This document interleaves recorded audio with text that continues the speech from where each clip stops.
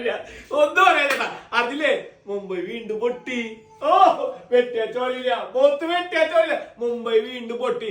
അതായത് രാജസ്ഥാൻ റോയൽസ് പെടച്ചു. ഏത് 15 വയസ്സുള്ള ചെക്കൻ ബുംറേനെ ഓടിച്ചിട്ടടിച്ചു. മുംബൈ ഇന്ത്യൻസിനെ ഓടിച്ചിട്ടടിച്ചു. വേറെ ഒന്നും എനിക്ക് പറയാനില്ല, ഇത് വെട്ടിയ ചോറില്ല. കാരണം അതിന്റെ കേസ് അറിയോ, ചെന്നൈ തോറ്റപ്പോ എന്തായിരുന്നു ഈ മുംബൈ ഇന്ത്യൻസിന്റെ ഫാൻസിന്റെ അഹങ്കാരം.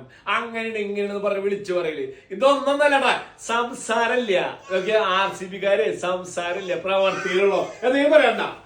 ഞങ്ങൾ 2 കളി തോറ്റുണ്ടാവുള്ളൂ, അപ്പൊ വലിയ വായർക്കണ്ട. നിങ്ങൾ 2 കളി ജയിച്ചതിന് എന്നിട്ട് കപ്പ് എടുക്കുന്ന പോലെയാണ് ഞങ്ങൾ കംബാക്ക് എടുക്കുന്ന വിഷമം കൊണ്ടാ.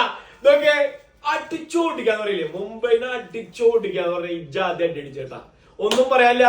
വൈഭവ് സൂര്യവംശി, ജയ്സ്വാൾ, ഓൾറൗണ്ട് നമ്മുടെ എന്താ പറയാ രാജസ്ഥാൻ റോയൽസിന്റെ പെർഫോമൻസ് കലക്കിട്ട് ഒന്നും പറയണ്ട.